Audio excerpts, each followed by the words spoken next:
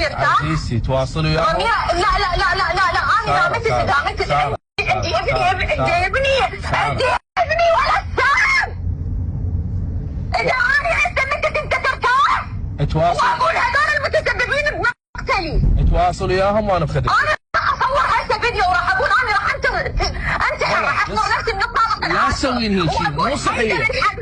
عادي بس الحلقه ضدي مفبركه. بس اسمعيني لا تسوين هاي لا نصيحة. لحظه من فضلك انت ما في بس اسمعيني. انا راح اصور فيديو. صوري فيديوهات.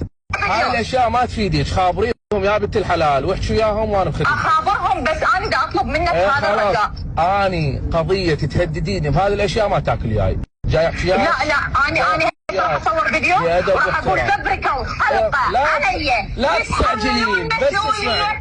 لا تستعجلين. لا تعالجين الخطا بالخطا.